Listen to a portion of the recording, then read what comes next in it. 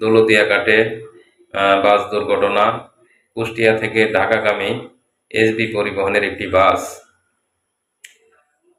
আনুমানিক সকাল 9:30টার দিকে দৌলতদিয়া-ঘাটে আসে। উপজেলা প্রশাসন এবং বিআইডব্লিউটিসির কর্তৃপক্ষ বাস থেকে যাত্রীদের নামিয়ে দেওয়ার পরে হেল্পার আর বাস চালক বাসটি ফেরিতে ওঠার চেষ্টা করে। ওঠার সাথে সাথে গাড়ির ব্রেক ফেল করার পরে বাসের হেল্পার নেমে যায়, কিন্তু বাস চালক অনেক চেষ্টা করে গাড়িটিকে আটকানোর জন্য, কিন্তু ফেরির ডালা ভেঙে নদীতে পড়ে যায়। পরে স্থানীয় লোকজন বাস চালককে উদ্ধার করে স্থানীয় হসপিটালে ভর্তি করে।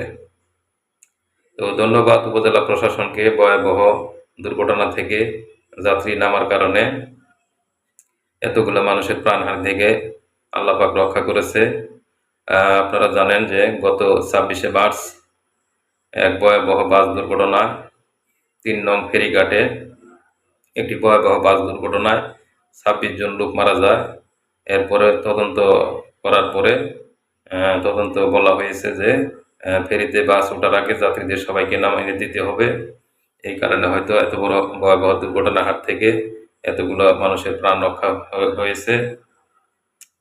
তাই আমরা যারা যাত্রী সবাই সাবধান থাকব, যাতে ফেরিতে বাস ওঠার আগে নেমে তারপরে বাসে ওঠার চেষ্টা করবেন। তো ধন্যবাদ সবাইকে।